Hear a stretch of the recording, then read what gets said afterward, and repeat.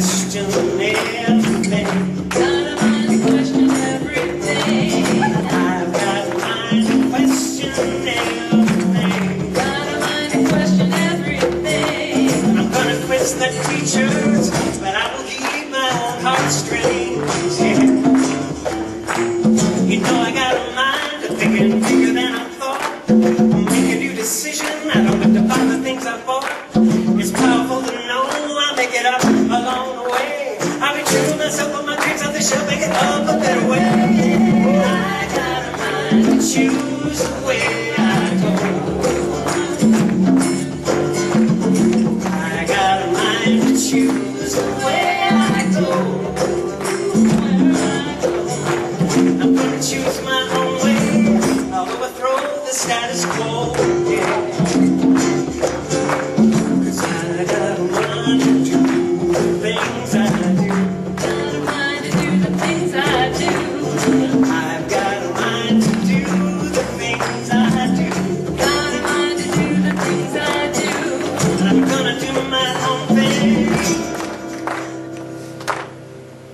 And it will cause a hullabaloo.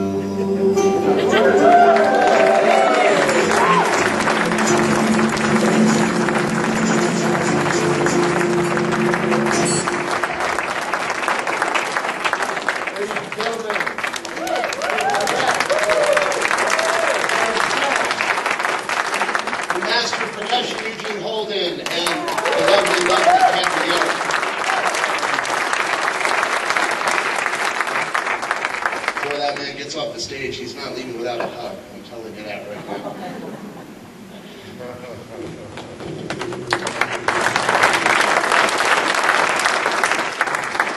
I don't know that I've ever told Rick this or not, but he's a big part of the reason I'm here tonight. There's a lot of you in the room that are a big part of the reason why I'm here tonight. And when I first walked into a religious science church in Salt Lake City, I'll tell you, I had a mind. And he helped me to learn how to, let's say, focus that mind. Rick and I graduated practitioner training together a little over 6 years ago. And it's been a great adventure ever since, and I'm very, very blessed that he chose to say yes to coming over here this evening. Also very blessed that all of you have said yes to being here this evening with me as well. And I'd like you to know that my intention is not to create a hullabaloo. But if we go there, we go there. My intention was not to tear up 3 different times during the prelude to my talk this evening, and yet I went there as well. And I may ask you to go a few different places with me this evening. I know I'm going to ask you to go a few different places with me this evening. Because recently I've been introduced to this man, Dr. David Bruner. The quality of my life is directly proportional to the quality of my questions. Tonight, for the next 20 minutes or so, I'm going to ask you to question everything. Question every single thing that I say. Because religious science and the science of mind and spirit is not a philosophy that asks you to check your brain at the door. It's a philosophy that asks you to prove the principles that we teach through your everyday living. It's a philosophy that asks you to go out there and find a view from on high. A view from on high. See, almost 10 years ago, in the first week of August, for those of you that recognize the significance of that for me this year, the first week of August, I will be basking at a place called Silomar, California. That's when you're allowed to officially start calling me Rev. Before that, I got to kind of, don't do that. After that. But it was 10 years ago, this August, that I first walked into the science of my church. And as I mentioned, I had a mind, and I had some ideas, and I had a lot of questions. And from the moment I walked through that door, life began to change. began to change in so many miraculous and wonderful ways. 9/11 was the first big one. And I remember walking into the room, walking into the church, and sitting down with a group of about, I think there were probably 20 of us. And we looked at the minister and we said, go ahead, explain that. And you know, he did. And what he said made sense. But it left me going home with some more questions. It left me looking at things that said, well, if that's so, then what's about this? And if that's so, what about this? And if that's so, what about this? And it started me on a journey that is culminating this year. It's culminating this year, having changed from one community to another, having asked my wife as she was 7 months pregnant to pack up the house, paint the barn, and let's move to Denver. And you know she did. I don't remember what color. So let's look at a couple of quotes here. One of the first things to do is to learn to expect and accept the divine nature flowing through everything we do. Wow, expect it. Expect and then accept that the divine nature of Spirit, of God, is flowing through you, is flowing through me, is flowing through everyone in this room. I'm a firm believer, that was Ernest Holmes, by the way. I'm a firm believer that you didn't end up in this room by accident or by coincidence.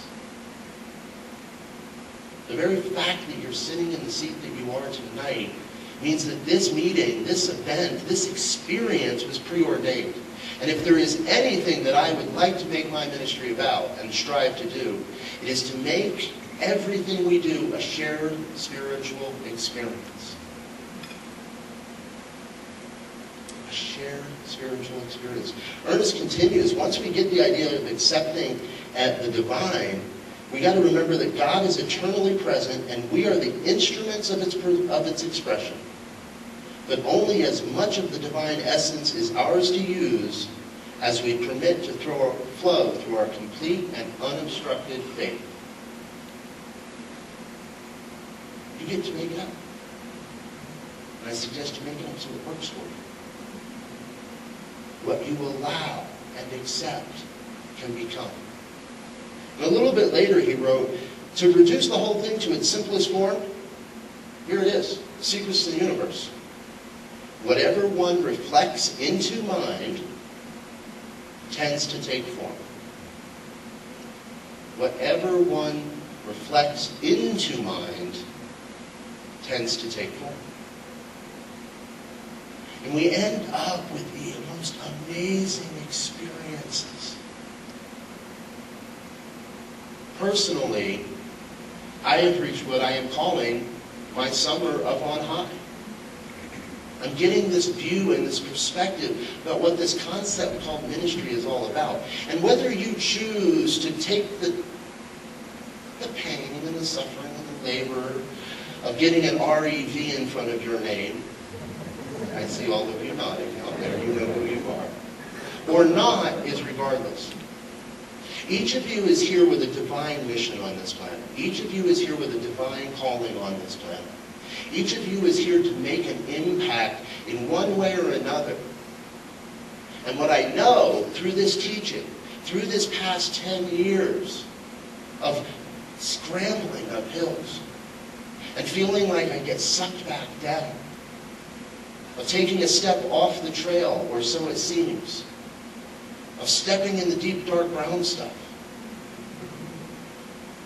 No matter what, that is a perfect journey leading you to your greatness, leading you to your magnificence. Ernest also said, let us realize and work with this sound knowledge and faith. Ernest spoke a lot about having faith. And I can tell you over the last 3 years, faith is there. It grows. It's proven to you. It becomes palpable in your life as you look at your friends. Take a moment. Look at who's on your left-hand side and take a look at who's on your right-hand side. I'm betting you know these people. And if you don't, by all means, introduce yourselves. That's what the reception's for after. We come to that moment of faith that says, you know what? This is working. He continues with, let us realize and work with this sound knowledge and faith, that as high as we shall make our mark in mind and spirit, so shall be its outward manifestation in our material world. As high as we make our mark, what we tend to think about tends to happen in our lives. So there we are, living this nice, comfortable life in Salt Lake City, surrounded by a group of really great friends and a church of probably a couple hundred at that point. It appeared as if everything was there, anything I could want. And the truth is it was. Anything I wanted, just had to ask, right? We know this. And then this little voice says, go to school. And Robert says, no. No. I got a kid, I got another one on the way. No. And the voice says, go to school. I said, no. The voice says, go to school. And you know, I've shared this story. It got to the point where I could not sit in the silence. I couldn't sit in visioning. I could not sit in the prayer. I could not sit in meditation without hearing, go to school. Go to school. Go to school. And every time I tried something different, nothing seemed to work. And it was about June, I think, where I finally confided all this in my beloved. You know, she said, okay. And it was from that moment forward that doors opened. That ways made themselves in the world for me. That passages opened that I could never have imagined. And we came to Mile High. And boy, is it different here. Wow. Some of you were in the room that held me in those early weeks, in those early months, where I did step in it. And I stepped in it pretty good. And I learned from that. Because that provided a new opportunity. A new way to recognize the value of spiritual community. To recognize my brothers and sisters who I really didn't know by name. You almost no one. And yet they held me. They held consciousness on my behalf. They supported my family in prayer as we moved forward into this evolving vision that I'm calling a view from on high. So what happened is vision and visioning. And this quote was introduced to me very recently, within the last month. Allow the vision to minister to me. So you got to look up what minister means when it's used as a verb. And it basically means to hold in highest consciousness. So allow the vision itself to hold me in its highest consciousness. And then allow that vision to become my personal rock. This is the gift I would like to give to each of you tonight. Is to remember that you have a vision. You know what it is. You don't need me to stand up here and tell you what it is. You know what it is. The question is, will you allow that to minister to you, to hold you, to keep you solid? And then, will you let that be your rock? The rock you build your church upon. Or call it a spiritual center, or call it your Sangha, or call it your spiritual practice class, or call it Kirtan, or call it Oneness Blessings. Call it whatever you want to call it, folks. But I implore you, find your rock.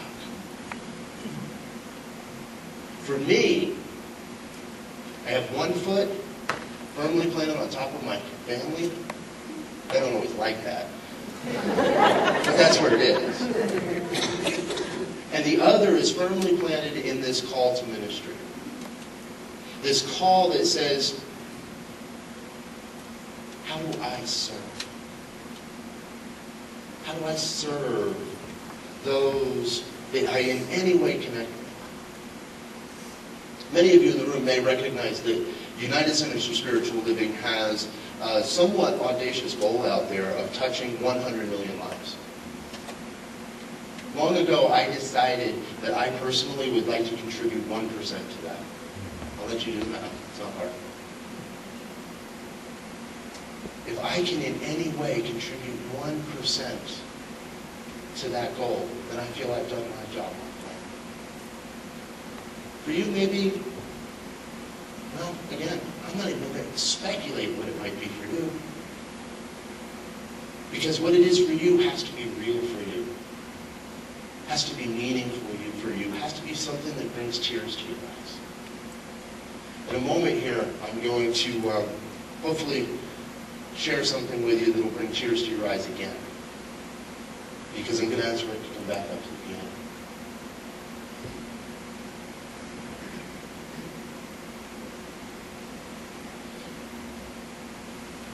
As a whole, I was introduced to a concept this year by a group of 30 people that are holding an intention.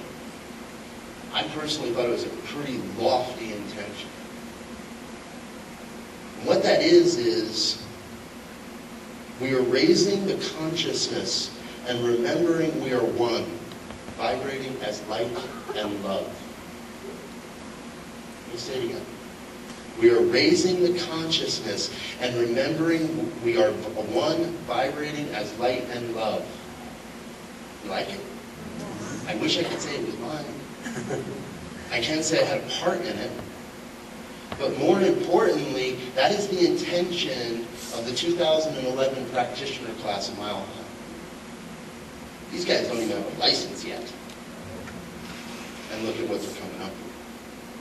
We are raising the consciousness and remembering we are one, vibrating as light and love. You know what? They already are. And the beautiful part is these are the future leaders of this movement.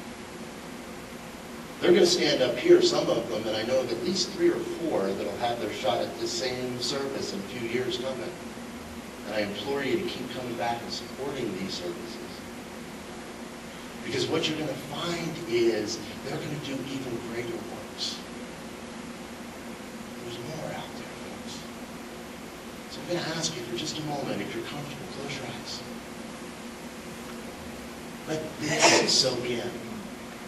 Let this become part of your rock.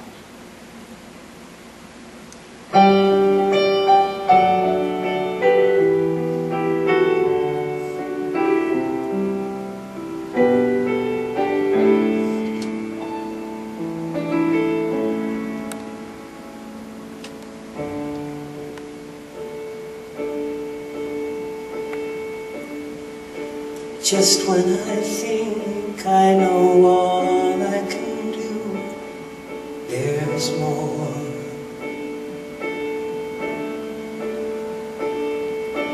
Just when I think I can't, something inside me says I can. Just when I think I know all about love, there's more and more. Just when I think my heart's full, it never ceases to expand. Just when I think I've arrived, that my journey's near its end, something inside me says no, there's more.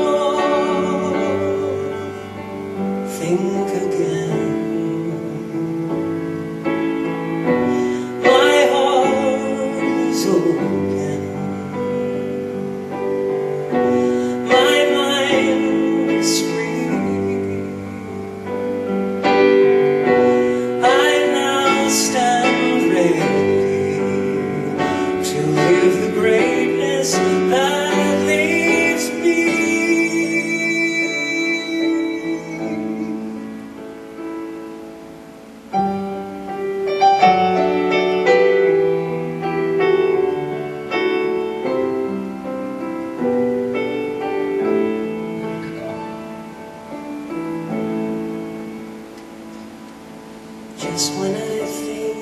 I know all that I have, there's more.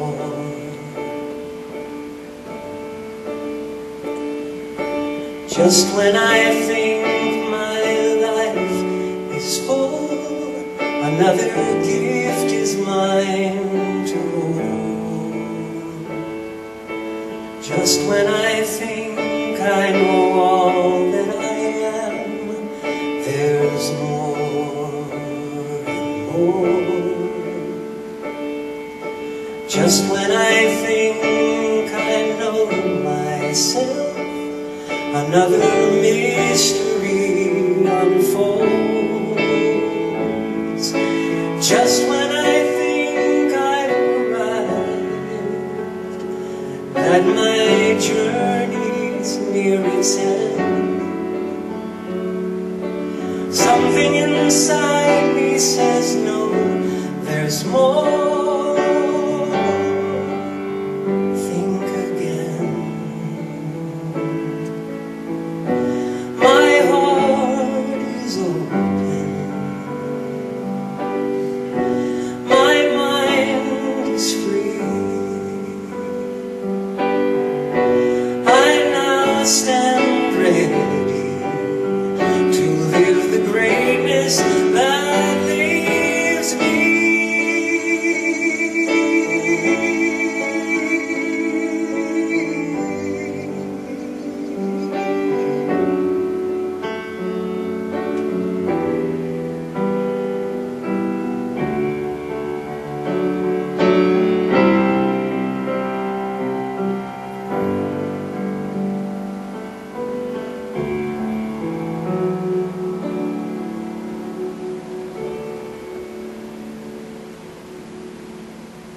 You see, folks, that's what it's really about.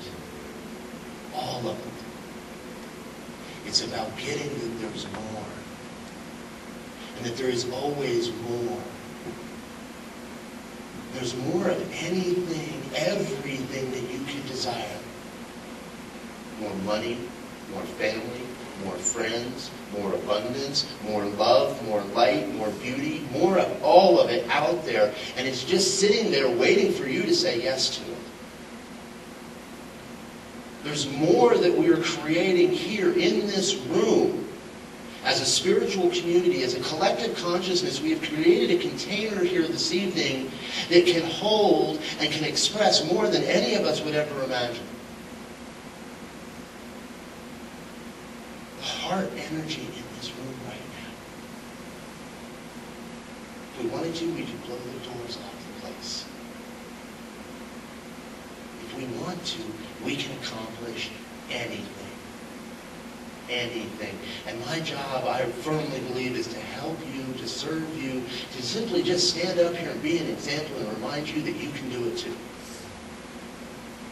I absolutely love the quotes that my dear brother Jay brought forward this evening, because we didn't practice that. It's playing, kind of ministerial playing without a net. No idea what my friends are going to say. But it fits perfectly in the one mind.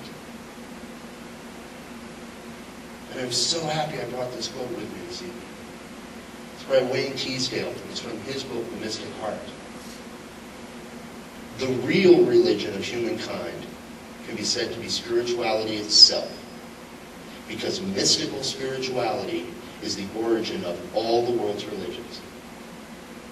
Catch that? The origin of all the world's religions is mystical spirituality. I'm pretty sure that's what we teach. If this is so, and I believe it is, we might also say that inter-spirituality, the sharing of ultimate experience across traditions, the sharing of ultimate experience across conditions, is the religion of the third millennium. Interspirituality is the foundation that can prepare the way for a planet-wide enlightened culture and a continuing community among religions that is substantial, vital, and creative.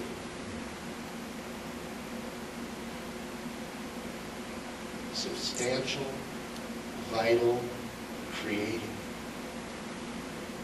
So I'm going to ask you to create with me. I'm going to ask you to create something here with me in the next few moments. Because I know that the power is not within me. I know that the power expresses through me, and therefore it must be able to express through you. And so it does express through you. So what I'm going to ask is that anybody in this room that calls themselves a minister to please stand. And anybody in this room that calls themselves a practitioner, please stand. And anybody in this room that would like to be a practitioner or is in practitioner training, please stand. And anybody in this room that simply knows they know how to pray, please stand.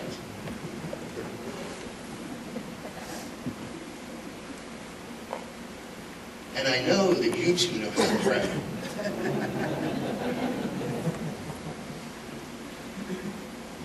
So I'm going to ask you to join me in prayer.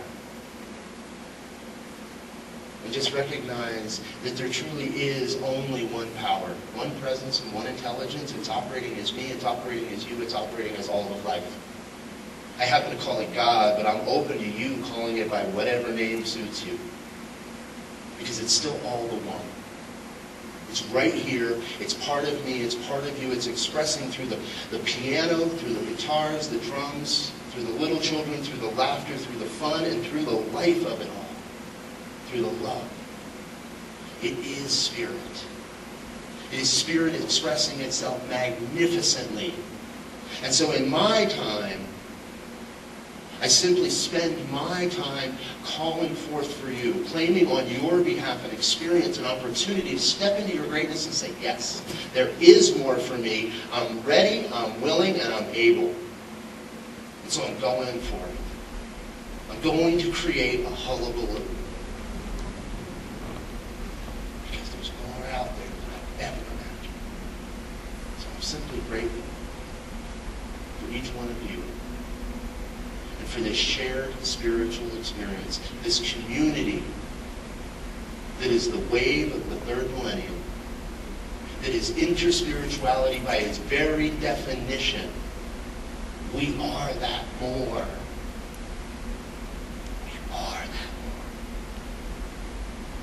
So I thank you simply for being you.